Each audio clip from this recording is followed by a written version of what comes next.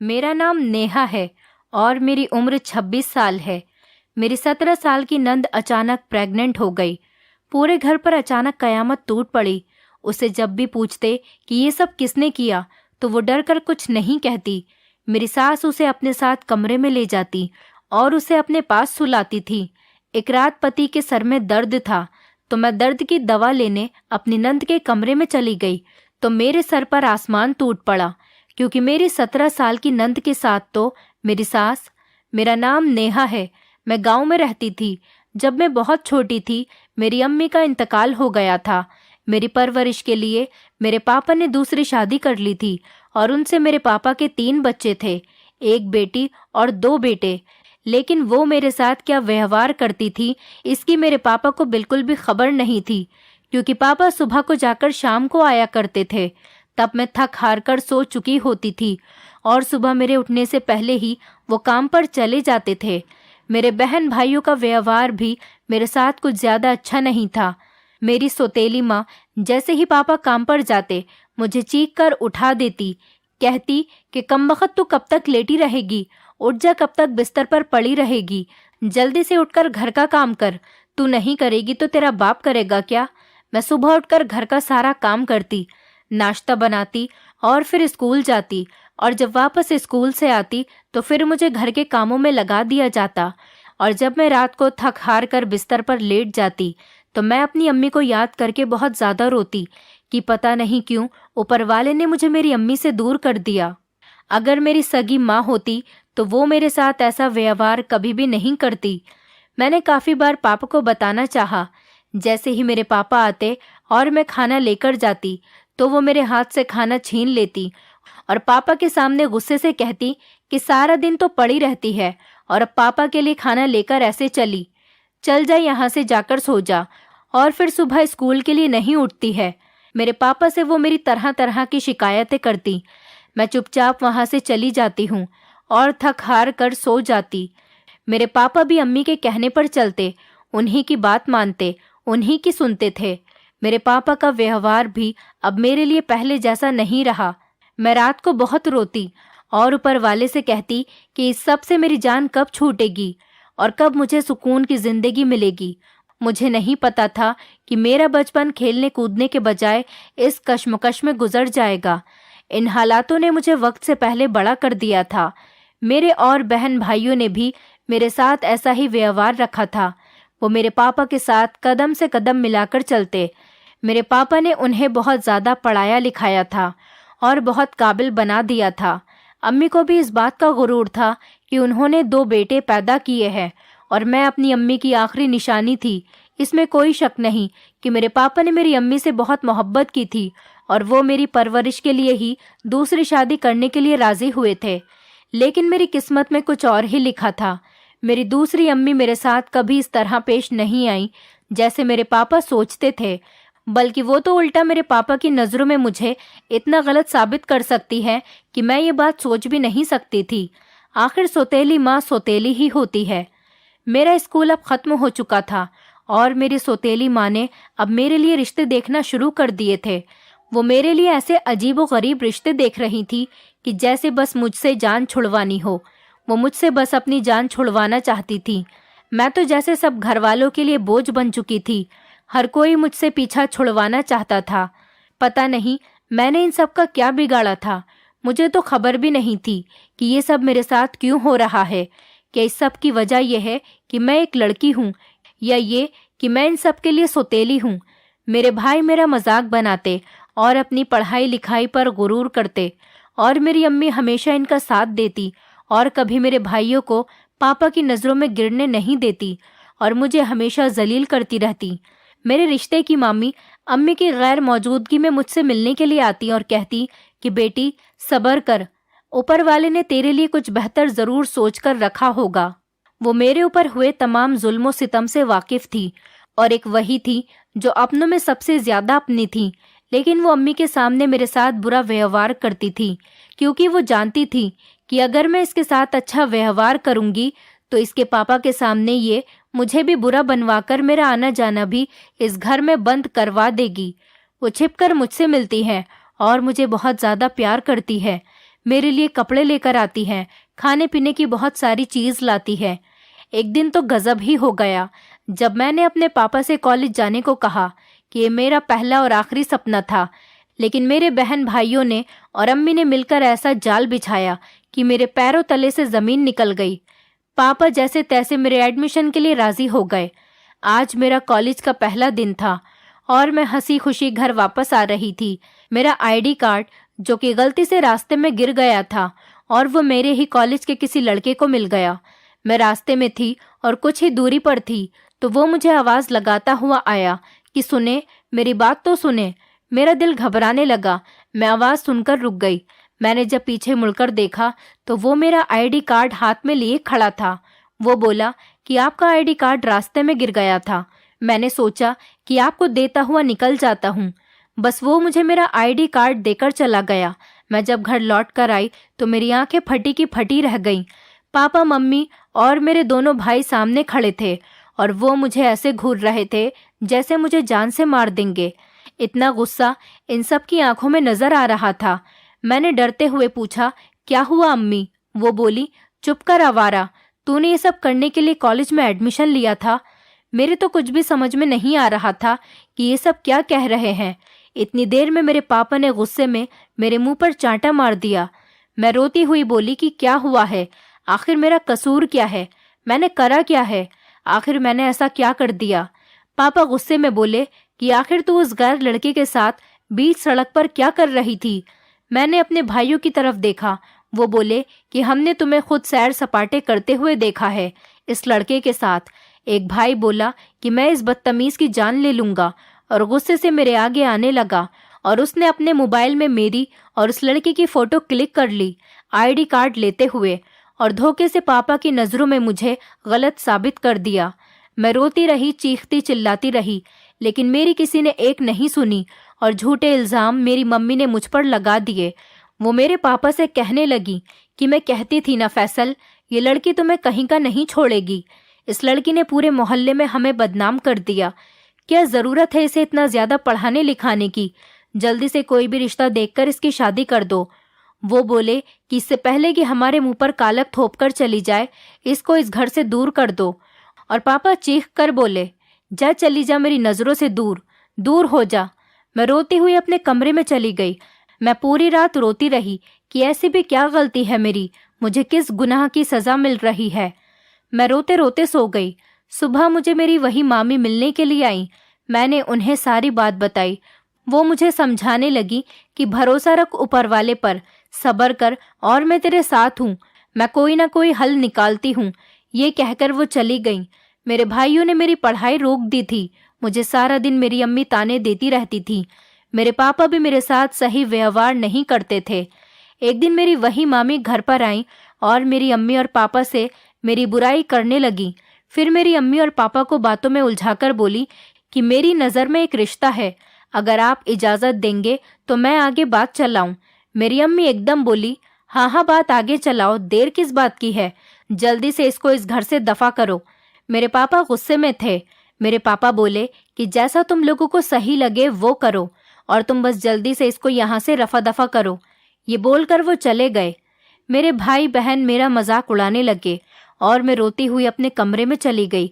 मेरी मामी छिपकर मेरे पास आई और मेरे सर पर हाथ रखा और कहा कि फिक्र मत कर बेटी, मैं तेरे साथ हूँ, मुझ पर भरोसा कर और इस रिश्ते के लिए राजी हो जा, यही तेरी किस्मत है। वो ये कहकर चली गई। मैं सारे रिश्तों से थकी हुई थी और अपनी जिंदगी से बहुत परेशान हो गई थी। मेरे पास इस रिश्ते को हाँ करने के अलावा और कोई दूसरा रास्ता नहीं बचा था। मैं भी किस्मत के हाथों मजबूर हो गई और रिश्ते के लिए मान गई। अगर मम्मी पापा चाहते तो मेरी शादी बहुत धूमधाम से कर सकते थे। मैं उनके घर की बड़ी बेटी थी, लेकिन मेरी किस्मत तो जैसे मेरा साथ ही छोड़ चुकी थी। पापा ने घर की भाग दौड़, घर की सारी जिम्मेदारी और सारी चीजें अम्मी के हाथों पर छोड़ रखी थी। तभी अम्मी ने लड़के के घर वालों को अपनी गरीबी के झूठे किस्से सुनाकर सादगी से मेरी शादी के लिए राजी कर लिया। मैं चुपचाप सारा तमाशा देख रही थी और मैं कर भी क्या सकती थी। अब तो मैं तंग आकर जल्द से जल्द घर को छोड़ देना चाहती थी। खैर जल्दी में और सादगी से मेरी शादी करके मुझे रुखसत कर दिया गया। और मेरे पापा और मेरे भाइयों ने लड़के की भी कोई मालूमात करना ज़रूरी नहीं समझा। उसकी कोई भी छानबीन नहीं करी, जैसे क्या करता है, कौन है, कैसे लोग हैं, वो मुझे कैसा रखेगा। ये सब तो बस अपने सर से मेरा बोझ उतारना चाहते थे, इसलिए कुछ नहीं, उन्होंने कोई भी छानबीन नहीं करी और बस मुझे भट्टी में झोंक दिया। और सच कहूँ तो मैं भी रुखसत होकर उनकी तरफ पलटकर देखने के लिए भी राजी नहीं थी। बहरहाल मैं रुखसत होकर अपने ससुराल आई तो मैंने जैसे ही वहां पर कदम रखा तो मेरे होश उड़ गए। मैंने जिंदगी में कभी भी नहीं सोचा था कि मेरी किस्मत इस तरह मोड़ लेने वाली है कि मेरी जिंदगी में सब कुछ बदल जाएगा। इतना आलीशान घर, नौकर चाकर, हर वो चीज जिसके बारे में मैंने कभी सोचा भी नहीं था। मेरा बहुत आलीशान तरीके से स्वागत हुआ। मेरे ससुराल में मेरे सास ससुर, मेरी एक छोटी नंद और 3 देवर थे। मैं इस घर में सबसे बड़ी बहू बनकर आई थी। मेरे ससुराल में सभी का व्यवहार बहुत ही ज्यादा अच्छा था और ख़ास करके मेरे पति का। मेरे पति मेरा बहुत ज़्यादा ख्याल रखते थे। शादी की पहली रात उन्होंने मुझे बहुत समझाया कि तुम्हें परेशान होने की कोई ज़रूरत नहीं, मैं अब तुम्हारे साथ हूँ, तुम इस घर में आराम से रहो। ये तुम्हारी जिम्मेदारी है कि तुम इस घर का मान कभी मत तोड़ना। इस घर के लोग बड़ी चाहत से तुम्हें इस घर में लेकर आए हैं। मैं बहुत ज़्यादा खुश थी और मैं ये सोच रही थी कि ऊपर वाले ने मुझे वो सारी खुशियाँ दे दी जिसका मैं बचपन से इंतज़ार कर रही थी। अब मैं अपने घर वालों की शक्ल तक नहीं देखना चाहती थी। मेरा वलीमा खूब धूमधाम से, बहुत आलीशान तरीके से किया गया। मेरे घर वालों को भी दावत दी गई।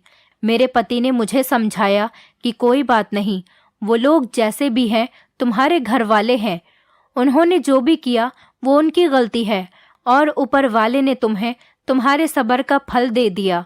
असल में मेरे पति मेरी मामी के सगे भांजे थे। मेरे साथ हुए सब जुल्मों सितम के बारे में वो बहुत अच्छे से जानते थे। वो मेरे किसी भी राज से अनजान नहीं थे, वो सब कुछ जानते थे। जब मेरे घर वाले वलीमे पर आए तो उनकी आंखें फटी की फटी रह गईं। ये सब कैसे हुआ? हमने तो इसे लवारिस समझकर विदा कर दिया था और यहाँ तो जैसे इसकी किस्मत ही जाग गई हो। यहाँ तो सब मेरे आगे पीछे घूम रहे थे। मेरे देवर और नंद की भी भाभी भाभी करते जुबान नहीं थक रही थी और मेरे सास ससुर मुझे अपने खानदान वालों से मिलवा रहे थे। यहाँ पर सभी बहुत ही ज्यादा अमीर थे। मेरे घर वाले कोने में खड़े ये सब कुछ देख रहे थे। मेरी अम्मी को तो ये सब देखकर जैसे आग लग रही थी। उनका बस नहीं चल रहा था, वो मेरी किस्मत का दिया मुझसे यहाँ पर भी छीन लेती। वो मेरे ससुराल वालों के कान भरने की कोशिश में यहाँ पर भी लगी रही थी, लेकिन किसी ने उन पर ध्यान नहीं दिया क्योंकि सब ऊपर वाले की रहमत से मुझे दिल से चाहते थे। दिन हंसी खुशी गुजर रहे थे। मैं सबसे ज्यादा अपनी छोटी नंद, जिसकी उम्र 17 साल थी, निखत, उससे बहुत ज्यादा अटैच हो गई थी। वो मुझे अपनी बड़ी बहन जैसा समझने लगी थी और मैं भी उसे अपनी छोटी बहनों की तरह समझती थी। वो मुझसे अपनी हर बात शेयर किया करती थी। भाभी भाभी कहती थी, मेरे आगे पीछे ही टहलती रहती थी। वो घर में सबकी बहुत ज्यादा लाडली थी। पता नहीं क्यों मुझे उसमें अपना बचपन नजर आता था।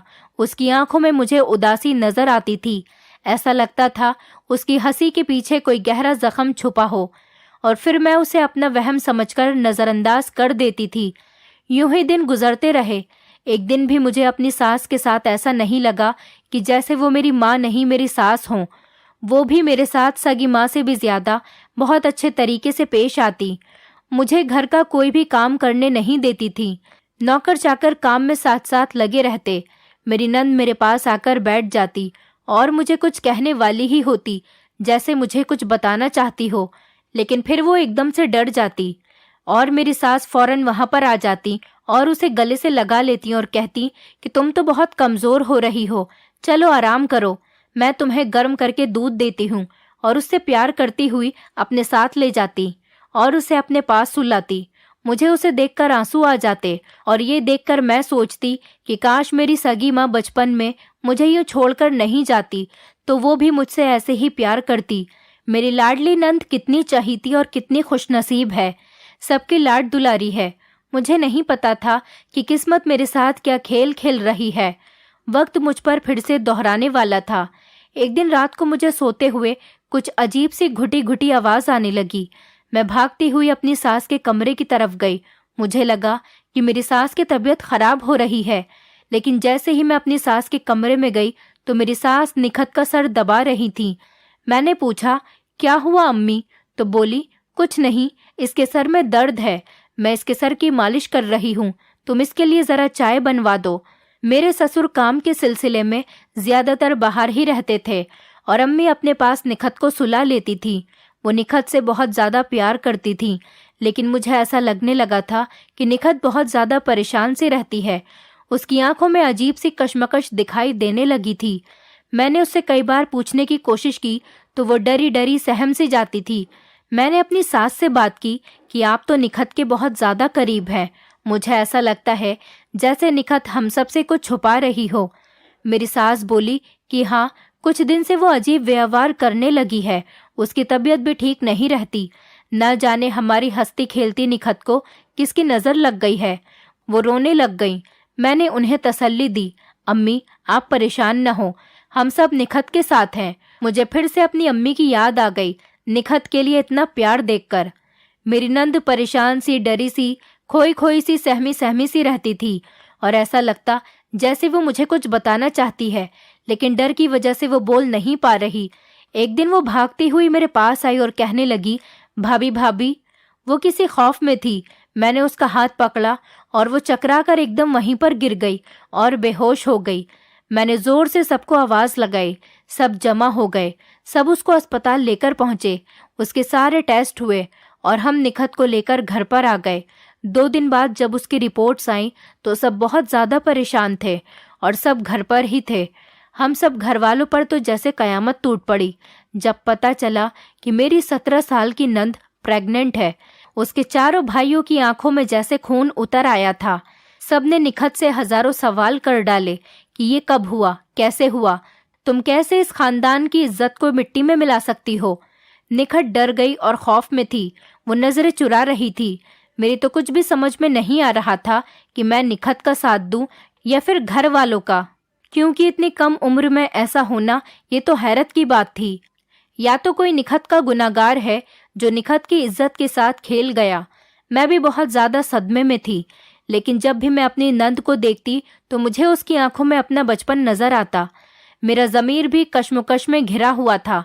सब लोग निखत के खिलाफ थे, लेकिन मेरी सास ने निखत का साथ नहीं छोड़ा। वो पूरा दिन इसको अपने कमरे में रखती। मैं जब भी उससे मिलने जाती वो इसकी खिदमत में लगी हुई होती। कमरे में से रोने की आवाजें आती। मैं जब निखत से मिलने जाती तो वो डरी डरी सहमी सहमी बेड पर बैठी रहती। मैं उससे पूछती और कहती कि घबराओ मत निखत, मैं तुम्हारे साथ हूँ। बताओ ये किस कमबख्त ने किया तुम्हारे साथ, उसे उसके गुनाह की सजा जरूर मिलेगी। वो मेरी बातों से थोड़ा सुकून में आई, लेकिन उसने मुझे ऐसा इशारा किया कि मेरे तो पैरों तले से जमीन निकल गई। मैं तो अजीब परेशानी में घिर गई और मैं उठकर वहां से चली गई। मेरी सास ने उसे दवाई देकर सुला दिया। मैं पूरी रात सोचती रही कि ऐसा कैसे हो सकता है। निखत का गुनाहगार हमारी आंखों के सामने है और हम उसका कुछ भी नहीं बिगाड़ सकते। ये भी तो समझ में नहीं आ रहा था कि मैं उसकी कैसे मदद करूं। फिर मेरा दिल ये भी कहता कि हो सकता है कि निखत कोई गलत फहमी का शिकार हो गई है। जैसा वो कह रही है ऐसा नहीं हुआ होगा। रात होने को थी। मैं सोच रही थी कि थोड़ी देर में ही मेरे पति कमरे में आ गए और गुस्से में निखत को बुरा भला कहने लगे। मैंने उन्हें समझाने की बहुत कोशिश की कि हो सकता है निखत बेकसूर हो। वो मानने के लिए तैयार ही नहीं थे। वो कहने लगी कि मेरे सर में बहुत ज्यादा तेज दर्द हो रहा है। मैं सोच सोच कर कहीं पागल न हो जाऊं। पूरा खानदान हम पर थूथू करेगा। हम सब के लाड प्यार ने और खासकर अम्मी के लाड प्यार ने उसे इतना बिगाड़ दिया कि वो कैसे इतनी बड़ी गलती कर बैठी। जाओ अम्मी के कमरे से सरदर्द की गोली ले आओ। मैं जल्दी जल्दी अम्मी के कमरे की तरफ जाने लगी। अभी मुझे पहुंचे हुए कुछ देर ही हुई थी तो मैंने निखत की रोती हुई आवाज सुनी। मैंने छुपकर कमरे में देखा तो मेरे सर पर आसमान टूट पड़ा कि मेरी 17 साल की नंद के साथ मेरी सास। अब मेरा शक यकीन में बदल चुका था। मैं छिपकर वापस आ गई। मैं बहुत ज्यादा घबराई हुई थी। मुझे अपनी आंखों पर यकीन नहीं आ रहा था। मेरी आंखों से लगातार आंसू निकल रहे थे। मैं ये सोच रही थी कि निखत के साथ ऐसा भी तो हो सकता है जो हम सोच भी नहीं सकते थे। लेकिन ऐसा कैसे? मैं इन्हीं सोचों में गुम थी। मेरे सामने हर वो याद ताज़ा हो गई जो बचपन में मेरे साथ हुआ था। मैं निखत का साथ नहीं छोड़ सकती थी। शायद ऊपर वाले ने मुझे इस घर में इसीलिए भेजा था। मेरे दिल में अभी भी यही सब कुछ चल रहा था। इतने में ही मेरी सास मेरे कंधे पर हाथ रखकर बोली। मैं एकदम से चौंक गई। वो रोने लगी कि मेरी निखत को बचा लो, मैं ये सब कुछ बर्दाश्त नहीं कर सकती, मैं जीते जी मर जाऊंगी। शायद मुझे आहिस्ता आहिस्ता सब समझ में आ रहा था। मुझे कुछ सवालों के जवाब ढूंढने थे और इस गुनाहगार को रंगे हाथ पकड़ना था। मैं मेहनत करने में लगी हुई थी और एक तरफ सोच रही थी कि मेरे पति और बाकी के घर वाले मेरी बात पर बिल्कुल भी यकीन नहीं करेंगे। मैं हर रात अपनी सास के कमरे में छिपकर जाती और सबूत तैयार करती। एक दिन मैं अपने पति के साथ बातों में व्यस्त थी। अचानक से मुझे ख्याल आया और मैंने निखत की बात छेड़ दी। लेकिन जब मेरे पति के मुंह से ये निकला कि हमने निखत को सगी बहनों से ज्यादा प्यार किया और कभी उसे सौतेली नहीं समझा, मेरे तो होश ही उड़ गए। ये सब क्या हो रहा है? मैं भागी हुई अपनी मामी के पास गई जिसने मेरा रिश्ता तय करवाया था। उन्होंने कहा, बेटी, मैं तुम्हें इस घर में इसीलिए ही लाई थी कि तुमसे बेहतर निखत को कोई और नहीं समझ सकता। अब तुम ही इसकी मदद कर सकती हो। तुम ही एक ऐसी इंसान हो जो इसका दर्द समझ सकती हो। मैं इनसे बात करके घर वापस आ गई और रात को छुपकर सास के कमरे में एक कैमरा लगा दिया जिसमें हर रात होने वाले निखत के साथ मूवमेंट रिकॉर्ड होने लगे और मैं सही वक्त का इंतजार करने लगी जब मैं इस गुनाहगार का राज सबके सामने लेकर आऊंगी। और वो वक्त आ गया और आज मेरे ससुर भी घर में थे। मेरी सास रो रो कर उन्हें निखत के प्रेग्नेंट होने की बात बताने लगी। मेरे पति और तीनों देवर भी घर में वहीं पर मौजूद थे। मैंने कहा, प्लीज आप लोग मेरी एक बार बात तो सुने, उसके बाद आप निखत को जो चाहें सजा दें। मैंने सबको सारी सच्चाई बता दी, लेकिन मेरे पति मुझ पर हाथ उठाने लगे। बोले, खबरदार, अगर तुमने मेरी माँ को एक लफ्ज और भी कहा तो वो मुझे थप्पड़ मारने ही वाले थे। तभी निखत चीख पड़ी और मेरे पति का हाथ पकड़कर बोली, बस भाई, अब और नहीं, मेरा सब्र अब टूट चुका है। मैं आपको सच बताना चाहती हूँ। इतनी ही देर में वहां पर पुलिस आ गई और मेरी सास को गिरफ्तार करने लगी। सब हैरानगी से मेरी तरफ देखने लगे। मैंने कहा, आखिर सगा सगा ही होता है और सौतेला सौतेला। मेरे पति बोले, आखिर क्या मतलब है तुम्हारा? मैं बोली, जो मेरे साथ बचपन में हुआ वो सब कुछ निखत के साथ दोहराया जा रहा था। मुझे 3-4 बार शक हुआ था जब मैंने निखत को अम्मी के कमरे में रोता हुआ और चीखता हुआ देखा था। अम्मी निखत के बाल नोच नोच कर रात को उसे मारती थी और इसको डरा धमका कर रखती थी, क्योंकि पापा से इनके 4 बेटे हैं और निखत अम्मी की सौतेली बेटी है और पापा की जायदाद का ज्यादातर हिस्सा निखत के नाम पर था। वो कैसे भी करके इसे शर्मिंदा करके इस घर से निकलवा देना चाहती थी या फिर इसे पागल साबित करके पागल खाने भेज देना चाहती थी। और आप सब लोग सालों से इस बात से बेखबर थे, क्योंकि आपके सामने तो वो निखत पर बहुत ज्यादा प्यार लुटाती थी। लेकिन किस्मत का करना देखो, मुझे ऊपर वाले ने यहाँ पर इसीलिए भेजा कि जो कुछ मेरे साथ बचपन में हुआ वो किसी और लड़की के साथ दोबारा न हो। पहले तो निखत के साथ अम्मी का प्यार भरा व्यवहार देखकर मुझे अपनी अम्मी की याद आती थी, लेकिन मुझे बहुत ज्यादा अजीब सा लग रहा था। लेकिन आपने जिस दिन मुझसे कहा कि निखत आपकी सगी नहीं बल्कि सौतेली बहन है, तो मैं अपनी मामी के पास भागी और मामी, जो निखत की अम्मी और निखत के बारे में सब जानती थी, वो सब कुछ मुझे बताने लगी कि कैसे निखत की अम्मी को निखत के पापा के सामने गलत फहमियों का शिकार करके कैसे उसे घर से निकाला और पैसों के लालच में पूरी जिंदगी आप सबको धोखे में रखा। इतना सब कुछ कहने के बाद भी मेरी बात पर कोई यकीन नहीं कर रहा था। सास को तो पुलिस ले जा चुकी थी। निखत भी रो रो कर सबको सच बताने लगी, लेकिन कोई मेरा साथ देने के लिए तैयार नहीं था। मेरे ससुर बोले कि हाँ, मुझसे एक गलती जरूर हुई है, शायद लड़की ठीक कह रही है। मेरे ससुर रोने लगे तो मैंने कहा, पापा बताएं आप सबको। तो पापा बोले, मैंने निखत की माँ से दूसरी शादी अपनी पहली बीवी की बातों में आकर की थी, और जब उसने अपनी सारी जायदाद और दौलत मेरे नाम कर दी तो मैंने उस पर झूठा इल्जाम लगाकर उसे घर से निकाला था। लेकिन ये सब मैंने अपनी पत्नी की बातों में आकर किया, और अब समझ में आया कि वो औरत मेरे साथ क्या खेल खेल रही थी। निखत की माँ कुछ सालों बाद इस दुनिया से चली गई, लेकिन उसकी सारी दौलत निखत के नाम है। वो बगैरत इतने सालों से हमें धोखा दे रही थी और मैं कभी भी समझ नहीं सका और बेखबर होकर सब कुछ उसके हाथ में दे बैठा। और मैं निखत की माँ पर जो शक किया वो भी झूठा था। इस औरत ने हम दोनों के बीच गलतफहमी पैदा की और खुद सीधी साधी बनकर तमाशा देखने लगी। वो रोने लगे और कहने लगे, निखत मुझे माफ कर दो मेरी बेटी, मुझसे बहुत बड़ी गलती हुई है। ये सब होने के बाद इनके चारों बेटे रोने लगे और कहने लगे, नहीं, हमारी माँ ऐसा नहीं कर सकती। मुझे यकीन था कि मेरे पति हमारी बातों का यकीन नहीं करेंगे। जाहिर है वो सगी औलाद जो ठहरी उनकी। फिर मुझे उस कमरे की याद आई। मैं फौरन सास के कमरे में गई और वो कैमरा लाकर जो मैंने सास के कमरे में लगाया था वो लेकर आ गई और अपने पति को देते हुए बोली, ये लो सबूत जिसमें तुम्हारी अम्मी की सारी कहानियां मौजूद हैं जो निखत कितने सालों से बर्दाश्त कर रही थी। उस कैमरे की वीडियो देखकर वो चारों भाई भी रोने लगे कि कैसे वो डराती और धमकाती थी और कैसे निखत को खौफ में रखती थी। फिर अचानक मेरे दिमाग में आया और बोली, निखत वो तुम्हारा प्रेग्नेंट होना। वो रोती हुई बोली, भाभी मैंने कोई ऐसा गुनाह नहीं किया। अम्मी ने आप सबकी नज़रों में मुझे गलत साबित करने के लिए झूठी रिपोर्ट्स बनवाकर आप सबको दिखाई थी और डॉक्टर भी पैसों के लालच में अम्मी के साथ मिली हुई थी। वो मुझे बेहोशी की दवाइयाँ देती रहीं और मेरी तबीयत दिन ब दिन बिगड़ती रही। चारों भाई निखत की नज़रों में बहुत ज़्यादा शर्मिंदा हुए और निखत से रो रो कर माफ़ी मांगने लगे कि ये सब उनकी अम्मी ने किया है। हमें इस बात की कभी खबर नहीं हुई और आज सच्चाई हमारे सामने आ ही गई। अम्मी को उनके किए की सज़ा ज़रूर मिलेगी। हम सब भाई निखत तुम्हारे साथ हैं। तुम्हारे साथ हुए जुल्म के और ज़्यादती के जिम्मेदार भी हैं। हो सके तो हमें माफ़ कर देना। तुम हम सब की लाडली थी और आज भी हो और हमेशा रहोगी।